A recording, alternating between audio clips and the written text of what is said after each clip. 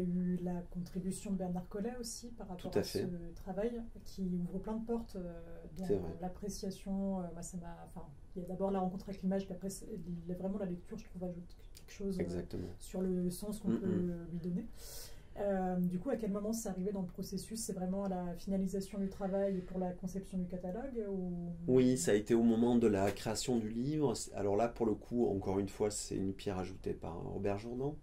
C'est Robert Jourdan qui a fait la proposition de... Enfin, il y avait nécessité d'avoir un texte, hein, effectivement, pour le livre. Mais c'est Robert Jourdan qui a proposé Bernard Collet, qu'il connaissait par ailleurs, et qui pensait aussi que sa manière d'écrire, de relater les choses, pouvait être tout à fait en accord avec le travail que j'ai réalisé. Et ça s'est positionné dans l'étape du travail de création du livre à ce moment-là. Donc c'est une proposition de Robert Jourdan de choisir Bernard Collet et qui a fait effectivement un texte assez long d'ailleurs, mais qui ouvre plein de portes et qui est assez sublime, qui n'est pas forcément un texte sur mon travail, ça c'était ma demande de départ, sinon ça n'avait pas d'intérêt particulier, mais c'était vraiment un texte plus qui ouvrait un peu sur la notion de frontières, en fait c'est un texte à la fois littéraire et philosophique, quoi, et qui rejoint plein de choses actuelles dans le monde contemporain aussi. Et justement, par rapport au catalogue, tu disais que c'était une sorte de Graal aussi. Complètement, oui. Et c'est quand même une autre manière par rapport à enfin, les photos sont quand même assez grandes dans l'exposition. Comment ça se passe l'éditorialisation sur un support qui est quand même assez contraint et qui donne pas du tout la même vision de l'objet photographique? C'est vrai. Donc moi ça me questionne toujours comment on arrive de passer de l'un à l'autre.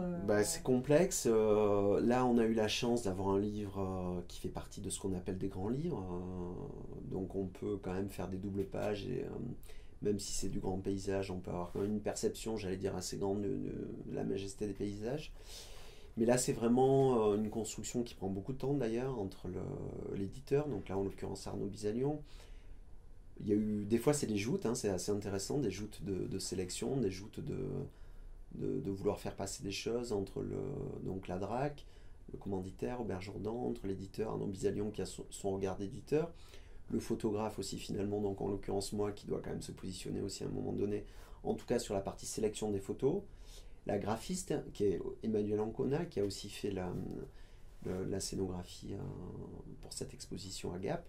Donc c'est assez intéressant finalement, c'est un autre débat, notre temporalité qui commence, qui est assez séduisante et qui nécessite aussi des choix, des abandons aussi d'idées. Voilà, là, on est plus dans l'histoire du compromis, finalement. Oui. Voilà, on est obligé de passer par là à un oui, moment donné. Et justement, tu as évoqué la contribution de la scénographiste. Oui. Une exposition, c'est toujours aussi une organisation spatiale. Là, sur fait. le musée-muséum, par rapport à ton travail qui a déjà itinéré sur d'autres endroits, comment tu as organisé l'espace? Quels ont été les choix qui ont été retenus pour cette scénographie? Comment ça s'est construit? En fait, je pense que là, en l'occurrence, pour cette exposition au muséum de Gap, j'ai fait la demande à ce qu'il y ait un regard extérieur d'Emmanuel Ancona, ça me semblait prépondérant et essentiel, même si finalement son travail on le voit de manière succincte par touche, mais c'est ce qui fait la force de son travail, c'est-à-dire que ça doit être à la fois visible et non visible. Je pensais que c'était absolument indispensable qu'il y ait le regard d'une scénographe qui puisse m'aider à faire la sélection des photos, l'organisation des photos, le choix des textes, le choix du papier peint. Enfin, disons qu'elle a apporté à mon avis du relief à l'exposition qui était absolument indispensable. Et je dois avouer que je peux, être assez, oui, efficace en tant que photographe, mais je peux être très mauvais en tout ce qui est mise en lumière de mon travail. Donc je pense que c'est absolument indispensable qu'il y ait des personnes qui soient des professionnels en fait de la muséographie, de la scénographie qui puissent intervenir. Et ce qui a été le cas pour Gap. Avec une organisation intérieure-extérieure. Oui, dans le choix des salles, oui, oui, tout à fait. Elle a fait effectivement cette proposition auquel j'aurais pas forcément pensé, qui est finalement de l'évidence, mais en en faisant le choix, effectivement, puisqu'il y a deux salles donc, contiguës, donc une salle avec plutôt l'extérieur et une autre salle qui représente les intérieurs. Donc, et finalement, ça représente totalement mon travail. Oui, par rapport à ce que tu disais sur le soufisme. Sur le soufisme intérieur-extérieur, avec, à un moment donné, on m'a posé la question pendant le vernissage, mais certes, mais alors pourquoi il y a cette photo extérieure dans la brume bleue, qui est dans la partie intérieure finalement, mais en fait, pour Emmanuel, c'est la liaison, c'est le départ, c'est la liaison entre les deux salles, quoi, hein, passer de l'intérieur à l'extérieur. Il fallait pas que ce soit d'une radicalité justement et d'un côté binaire, mais qu'il y ait une accroche, à un moment donné, une ouverture entre les deux mondes.